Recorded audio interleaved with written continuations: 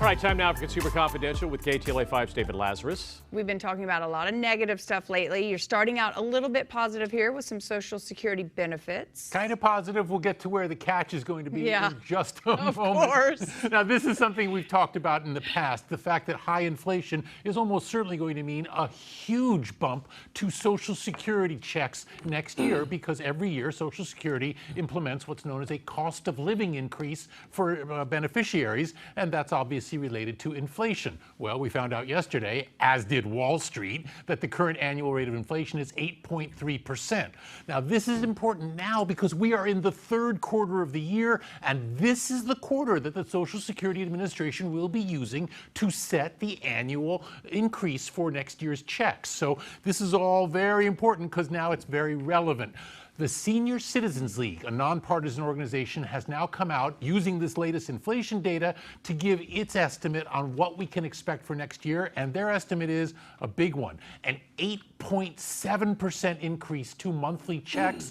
If so, that would be not just the largest increase in 40 years, but for most current beneficiaries, the largest increase ever. Now, what that means is the average monthly check that now tops $1,600, it'll rise by about $140. It's not going to necessarily change everything for you, but let's face it, every little bit counts, and so that's a good thing. There are other factors here that Social Security will be looking at when it makes the call, but here's the thing to keep in mind. Yes, the Social Security checks will be up next year. That's a sure thing, but so will Medicare premiums. And that's going to put a bite into whatever comes for Social Security, and it'll offset that. We will find out what the Medicare premiums will be come November. You know, another question on this subject, people that qualify for Medi-Cal, they can only make a certain amount of money. Will this put some of these people over the threshold? That's an interesting thing. And they can lose those benefits? I don't think the Medicare increases that we're talking about now, the 8.7%, that necessarily applies to Medi-Cal or Medicaid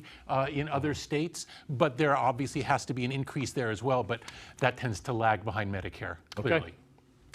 All right, and the other side of that, more than half of Americans say that their income is not keeping up with this soaring inflation. No kidding. Not a big surprise, but it always just is helpful to have it spelled out. According to a new survey from Bankrate.com, 55% of us say that sky-high inflation, again, 8.3% on an annual basis, is far outpacing incomes and putting people farther and farther behind financially. That's obviously a very big deal because this is all circumstances beyond your control, and so this is a very challenging time. The survey found that only 33% of respondents say their salaries have either matched or exceeded what are now the highest consumer prices in 40 years. And this is especially troublesome for people who have multi-year contracts that might have modest annual increases built in that obviously never anticipated an inflation rate this high.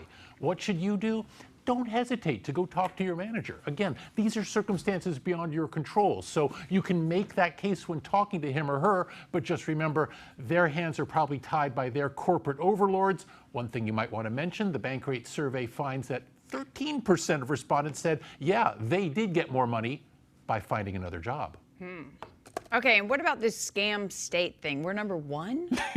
Yeah, sweet, woo! Boo. Now, obviously, a key factor here is population. California, a very populous state, but according to the latest FBI statistics, we are the most scammed upon state. What does that mean? Well, when you look at the annual losses, Californians collectively lost last year a bit over $1 billion to online con artists. That is an amazing amount of money. The average Californian fraud victim lost $18,000, which seems a little high to me, but that's the average here. And that's about twice what we saw in the next most scammed upon state, which is Texas, obviously, because they too have a very high population. But overall, on a nationwide basis, nearly $7 billion was lost last year to online fraud, which is an enormous amount of money. $1.6 billion of that cryptocurrency scams. Watch out for these. Look, bottom line, anyone who ever asks you for money, walk away. Anyone who asks for your personal information, walk away. And a word to the wise, Keanu Reeves is not online looking for love. If you get a message from him, it ain't happening. referencing the story that you did. Thank you very much. Yes, I remember. Probably still on KTLA.com. Ooh, That was a Lou good Parker, one. thank you so much. Shameless plug. No, we Nice dig job. it. Bring it on. All right.